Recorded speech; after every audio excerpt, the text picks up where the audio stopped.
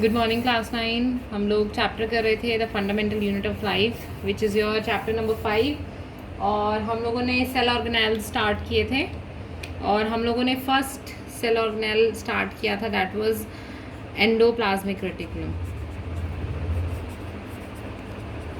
ठीक है, मैंने तुम्हें इसकी टाइप्स बताए थे कि it is of two types, RER and SER। ठीक है, rough endoplasmic reticulum and smooth endoplasmic reticulum, right. तो वो मैंने तुम्हें बताया था। उसके बाद देखो, इसी टॉपिक को हम लोग आगे करेंगे।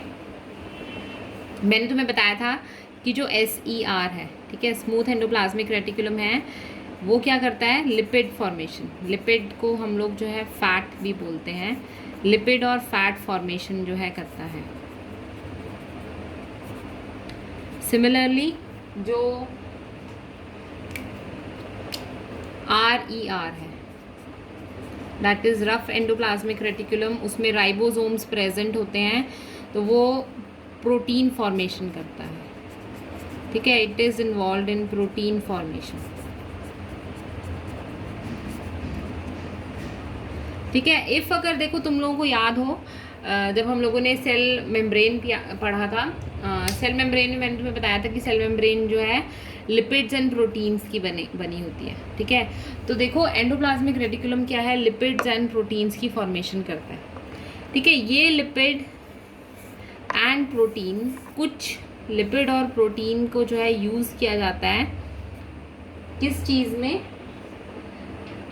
इन the building of cell membrane. ठीक है, सम फैट्स एंड प्रोटीन्स, ठीक है, कुछ फैट्स एंड प्रोटीन्स जो है इसी के एंडोप्लाज्मिक रेटिकुलम के बनाए हुए फैट्स एंड प्रोटीन्स को आर यूज्ड फॉर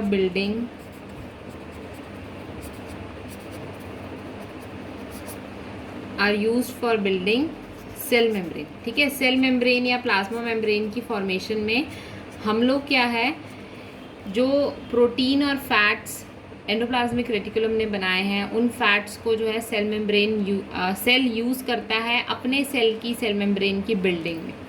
ठीक है, और इस प्रोसेस को क्या कहा जाता है?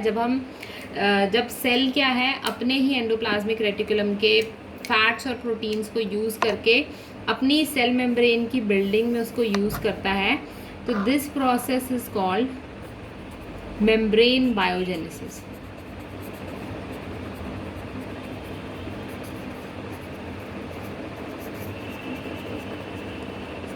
ठीक है, तो एंडोप्लाज्मिक रेटिकुलम में there are two types of endoplasmic reticulum which I have told you कि SER, this is smooth endoplasmic reticulum, इसमें राइबोसोम्स नहीं है, इसका काम क्या है? फैट फॉर्मेशन करना। उसके बाद RER है, that is rough endoplasmic reticulum, जिसके पास राइबोसोम्स प्रेजेंट है, and ribosomes are the site where protein synthesis takes place. तो RER का काम क्या हो जाएगा? प्रोटीन फॉर्मेशन करना। अब जो सेल है, सेल के अंदर जो एंडोप्लाज्मिक रेटिकुलम है, वो जो फैट्स और प्रोटीन्स बना रहा है, उनको यूज़ किया जाता है सेल मेम्ब्रेन की बिल्डिंग के लिए, सेल मेम्ब्रेन की फॉर्मेशन के लिए। तो इस प्रोसेस को हम लोग क्या बोलते हैं? Membrane biogenesis. ठीक है, अब देखो प्रोटीन्स और फैट्स हैं, तो प्रोटीन और फैट को हम और क्या यूज़ करते हैं? देखो हमारे जो बॉडी में एंजाइम्स हैं, डाइजेशन क्लास 7 में तुम लोगों ने पढ़ा था, ठीक है, डाइजेशन के बारे में, कि हमारी बॉडी में एंजाइम्स होते हैं जो खाना डाइजेस्ट करने में हेल्प करते हैं। Enzymes are basically proteinic in nature, वो प्रोटीन के बने होते हैं। ऐसी हमारी बॉडी में बहुत सारे हार्मोन्स हैं। क्लास 8 में हम लोगों ने एडोलेसेंस वाला चैप्टर किया था, ठीक है, मैंने उसमें तुम्हें बहुत सारे हार्मोन्स के बारे में बताया था। तो there are some hormones which are proteinic in nature, but there are some hormones which are lipid based, जो कि क्या है? फैट बेस्ड है। तो प्रोटीन और फैट का यूज़ और कहाँ किया जाता है? It is also used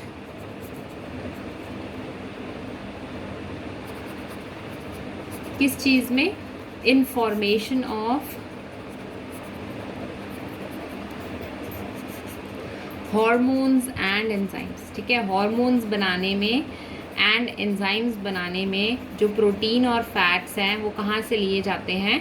endoplasmic reticulum से, ठीक है। एंडोप्लाज्मिक रेटिकुलम ने जो फैट और प्रोटीन बनाया है उसका यूज़ और कहाँ किया जाता है, और हॉर्मोन्स एंड एंजाइम्स की फॉर्मेशन में, ठीक है। उसके अलावा देखो जो एंडोप्लाज्मिक रेटिकुलम है, ठीक है, अब हर सेल क्या है, हर सेल उतनी अमाउंट का प्रोटीन या फैट नहीं बनाता। अलग अलग सेल में एंडोप्लाज्मिक रेटिकुलम जो है वेरी करता है उसकी एक्टिविटी के ऊपर बेस्ड, ठीक है। जिसमें प्रोटीन और फैट की सिंथेसिस ज़्यादा होगी जिस सेल में, उसमें एंडोप्लाज्मिक रेटिकुलम का स्ट्रक्चर जो है थोड़ा डिफरेंट होगा। जिसमें कम होती है, ठीक है, जहाँ पर प्रोटीन और फैट की सिंथेसिस कम होती है या नहीं होती, वहाँ पर एंडोप्लाज्मिक रेटिकुलम का स्ट्रक्चर जो है वेरी करेगा, ठीक है। तो वी कैन से ER जो एंडोप्लाज्मिक रेटिकुलम है कैन वेरी करना मीन्स डिफर करना, चेंज करना, कैन वेरी इन अपीयरेंस, ठीक है। उसकी अपीयरेंस जो है वेरी कर सकती है, डिफरेंट हो सकती है इन डिफरेंट सेल्स, ठीक है। इन अलग अलग सेल्स के अंदर जो ER की अपीयरेंस है वो डिफरेंट हो सकती है, ठीक है। बट हर एक के हर सेल में ये जो है इस तरह से ट्यूब बेस्ड ही होगा, ठीक है। हो सकता है कि किसी में ट्यूब ज़्यादा हो, किसी में ट्यूब कम हो, बट ये इसी तरह से क्या है, ट्यूब टाइप का क्या है स्ट्रक्चर ही होगा। ये स्ट्रक्चर, बेसिक स्ट्रक्चर उसका सेम रहेगा, लेकिन अपीयरेंस चेंज हो सकती है, नंबर ऑफ ट्यूब्स चेंज हो सकते हैं according to their function, okay. तो ये चीज़ें तुम लोग ध्यान रखोगे। उसके अलावा देखो मैंने जब तुम्हें लास्ट क्लास में डायग्राम बताया था कि जो ये न्यूक्लियस के साथ अटैच्ड होता है, ठीक है, इस तरह से,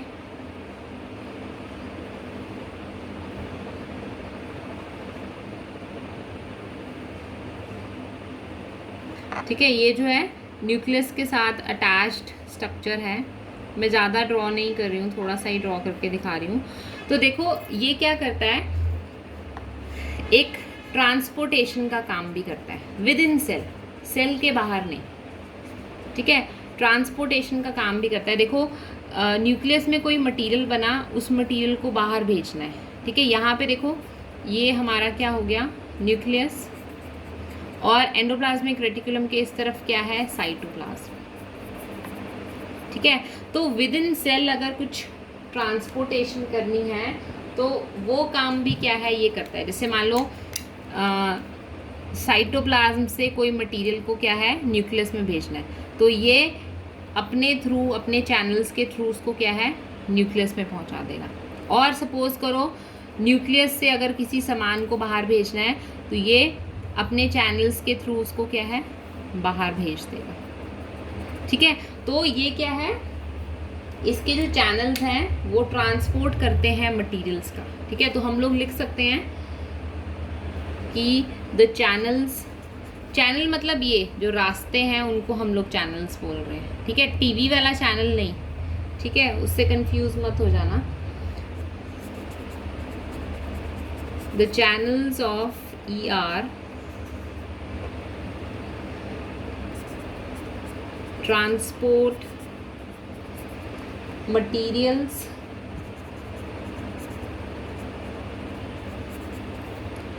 ठीक है विद इन सेल, सेल के अंदर, सेल के बाहर नहीं भेजेगा। सेल के बाहर सामान भेजने के लिए अलग सिस्टम है, ठीक है। ये सेल के अंदर का देखेगा। The channels of ER transport material within cell, for example कैसे, for example from cytoplasm to nucleus, ठीक है, जैसे कि साइटोप्लाज्म से न्यूक्लियस की तरफ, ठीक है। और देखो और ये क्या काम करता है, देखो अब जो एंडोप्लाज्मिक रेटिकुलम है इसके पास काफ़ी सरफेस है, ठीक है। अगर हम देखें ये इस तरह से पतली पतली ट्यूब्स के फॉर्म में है, तो इसके पास क्या है, there is a lot of surface. जैसे हमें स्कूल में कोई एक्टिविटी कंडक्ट करनी होती है तो हम लोग चाहते हैं हमारे पास एरिया हो, ठीक है। एरिया, जगह नहीं होगी तो हम एक्टिविटी कैसे कंडक्ट करेंगे, नहीं कर सकते। बिना स्पेस के हम लोग कोई एक्टिविटी नहीं कर सकते। जैसे हमें कोई कुछ डे सेलिब्रेट करना है, हमें एनुअल डे सेलिब्रेट करना है, तो हमें स्टेज चाहिए, ठीक है। तो स्टेज वो एरिया है जहाँ पर हम एनुअल डे की एक्टिविटी को परफॉर्म कर सकते हैं। तो सेल के अंदर बहुत सारी क्या है, बायोकेमिकल, हम उन्हें बायोकेमिकल एक्टिविटीज़ बोलते हैं। बायो मतलब लिविंग, और केमिकल मतलब जिसमें केमिकल्स का यूज़ हो रहा है। बॉडी के अंदर जब किसी केमिकल की रिएक्शन होती है तो उसको हम लोग बायोकेमिकल बोलते हैं, ठीक है। तो हमारी बॉडी में बहुत सारी जो है बायोकेमिकल रिएक्शंस होती हैं, ओके। तो to conduct these biochemical reactions, endoplasmic reticulum provides surface, ठीक है, to carry out biochemical reactions, ठीक है। तो एंडोप्लाज्मिक रेटिकुलम देखो बहुत सारे काम कर रहा है। एंडोप्लाज्मिक रेटिकुलम प्रोटीन बना रहा है, फैट्स बना रहा है, फिर उस प्रोटीन और फैट को हम लोग जो है सेल मेम्ब्रेन को बनाने में यूज़ कर रहे हैं, जिसे हम लोग मेम्ब्रेन बायोजेनेसिस बोलते हैं। उसके बाद हम उसको यूज़ करते हैं हार्मोन्स और एंजाइम्स बनाने के लिए। उसके अलावा ये ट्रांसपोर्टेशन में भी हेल्प कर रहा है विद इन सेल। उसके अलावा ये अपना सरफेस प्रोवाइड करता है बायोकेमिकल रिएक्शंस को कैरी ऑन करने के लिए, ठीक है। और देखो ये किसका बहुत इंपॉर्टेंट फंक्शन है, ये फंक्शन पर्टिकुलरली SER का है, स्मूथ एंडोप्लाज्मिक रेटिकुलम का, ठीक है, नॉट RER, ठीक है। ये पर्टिकुलरली फंक्शन है SER का, तो ये ध्यान में रखना है, ठीक है। जो वर्टिब्रेट्स हैं, ठीक है, वर्टिब्रेट मतलब जिनकी बैकबोन प्रेजेंट है, उन ऑर्गेनिजम्स को हम लोग जो है वर्टिब्रेट्स बोलते हैं, ठीक है, विद बैकबोन, ठीक है। सब एनिमल्स की बैकबोन नहीं होती। अगर तुम अर्थवॉर्म देखोगे, कॉकरोच देखोगे, ठीक है, बटरफ्लाई देखोगे, तो उनमें बैकबोन प्रेजेंट नहीं है। लेकिन तुम लिजर्ड देखोगे, स्नेक देखोगे, हम लोग हो गए, ह्यूमन बींग्स हो गए, डॉग हो गया, जिनमें भी वर्टिब्रेट, जिसमें यानी कि बैकबोन प्रेजेंट है, उन सबको हम लोग जो है वर्टिब्रेट्स बोलते हैं, ठीक है।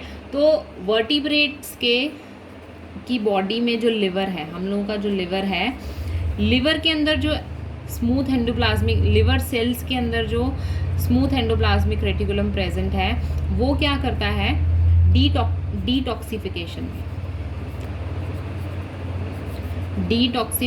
में हेल्प करता है। डिटॉक्सिफिकेशन करना मतलब अगर हमने बाय चांस कोई थोड़ा सा कुछ पॉइजनस प्रोडक्ट खा लिया, तो उस पॉइजनस प्रोडक्ट के इफ़ेक्ट को क्या है, ये क्या करेगा, कैंसिल आउट करेगा। डिटॉक्सिफाई करना मतलब उसे तोड़ना, जहर के इफेक्ट को तोड़ना, ठीक है।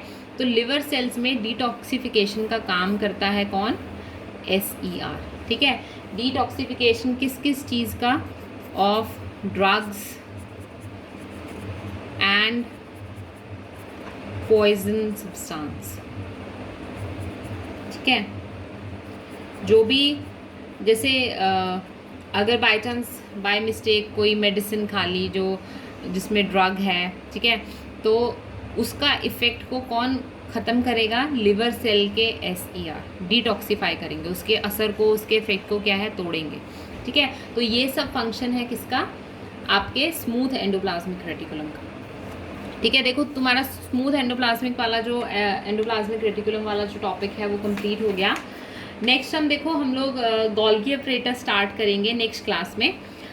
अच्छा, तुम लोगों को एक तो यहाँ तक नोट्स कंप्लीट करना है, और सेकेंडली देखो तुम लोगों की बुक में पेज नंबर 63 पे फिगर दे रखी है सेल स्ट्रक्चर, ठीक है, 5.5 फिगर 5.5 एनिमल सेल, ठीक है, and figure 5.6 on page number 64 is plant cell. दोनों डायग्राम जो है तुम लोग अपनी नोटबुक में ड्रॉ कर लोगे। डायग्राम इम्पॉर्टेंट है, ठीक है, बायोलॉजी वाले पार्ट में डायग्राम इज़ इम्पॉर्टेंट, तो तुम लोग डायग्राम अच्छे से कर लोगे, ये ड्रॉ कर लोगे अपनी नोटबुक में, और प्रॉपर उसकी लेबलिंग करनी है, पार्ट क्या क्या पार्ट है वो आपको मेंशन करना है। फिर नेक्स्ट क्लास में हम लोग गोल्गी apparatus वाला टॉपिक स्टार्ट करेंगे। Okay, thank you.